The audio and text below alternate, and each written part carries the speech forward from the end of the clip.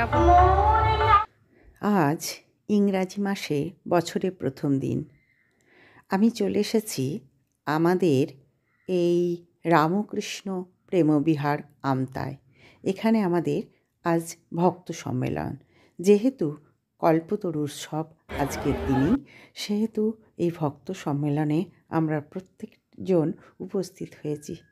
এখানে গুরুদেবের আশীর্বাদ বাণী আর মহাপ্রসাদ আমাদের জন্য ছিল এবং আমরা সমস্ত দিন ঘুরলাম, এখানে আনন্দ করলাম এবং গুরুদেব আশীর্বাদ বাণী দিলেন। ওনাকে প্রণাম জানিয়ে আমরা ওখানকার মহাপ্রসাদ গ্রহণ করে ওখান থেকে আমরা বেরিয়ে এসেছিলাম। এখানে প্রায় 10টা থেকে এই অনুষ্ঠান শুরু হয়েছে। তার সঙ্গে হয়েছে যজ্ঞ এবং এখানে অনেক মানুষের ভিড় দেখতেই পাচ্ছেন। আর এই অনেক মানুষের ভিড়ে নিজেদের আপনজনেদের খুঁজে নিয়েছিলাম। যেহেতু আমরা এখানে সবাই শিষ্য বা শিষ্যা, তাই সবাই আমাদের আপনজন। তার মধ্যেও কিছু পরিচিত মানুষের সঙ্গে দেখা হয়ে খুবই ভালো লাগলো। আর এরপর হলো যজ্ঞতে আহুতি দেওয়া হলো। এখানে এত সুন্দরভাবে সাজানো হয় যে মনটা সত্যি ভরে যায়। সবথেকে মন ভরে যায় যে গুরুদেবের আশীর্বাদ বাণী শুনে। সত্যি মানে ওনার কণ্ঠস্বর, ওনার ভাবধারা সব কিছুই আমাদের অপূর্ব লাগে এবং সুসজ্জিত করেছিল এই আমাদের ভক্ত সম্মেলন যা হয়েছিল। তারপর এখানে পোলাও, পায়েস, চাটনি এবং একটা তরকারি দিয়ে আমরা খেলাম এবং গান হলো, গান শুনলাম।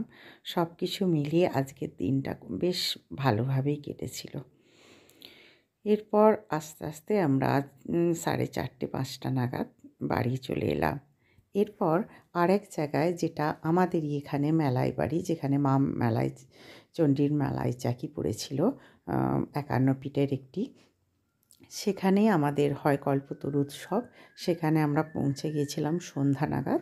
সেখানেও অনুষ্ঠান, নানা রকম অনুষ্ঠানের মাধ্যমে এই 1 জানুয়ারি কল্পতরু উৎসব পালন হচ্ছিল এবং সুন্দরভাবে সুসজ্জিত করেছিল এই মায়ের মন্দিরকে এবং চারপাশে বসেছিল সুন্দর মেলা।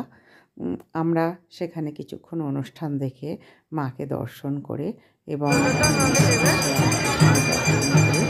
মায়ের আরতি হচ্ছে আমরা সব চারদিকে ঘুরে, আমি আর আমার মেয়ে বৃষ্টি ঘুরে একটু মেলাটা ঘুরলাম এবং তার সঙ্গে অল্প কিছু খাওয়া দাওয়া করলাম। এখানেও অনেক লোকের ভিড়। আর যেহেতু অনুষ্ঠান হচ্ছে, মানুষ তো এখানে এসেছে অনুষ্ঠান দেখার জন্যে এবং যেহেতু মেলা বসেছে, বাচ্চারাও এখানে খুবই আনন্দ পেয়েছে মেলাতে। আমরাও একটুখানি কিছু খেয়ে নিলাম, ঘুগনি, মোমো এইসব খাওয়া দাওয়ার পর আমরা বাড়ির দিকে রওনা দিয়েছিলাম। কিন্তু এত বেশি ভিড়, আমরা বেরোতেই পারছিলাম না। দেখুন, অনুষ্ঠান হচ্ছে এবং অপূর্ব গায়কী ইনি স্টেজে এখন গান গাইতে উঠেছেন। সারাদিনের এই প্রোগ্রাম আমাদের বেশ ভালোভাবেই কেটেছে।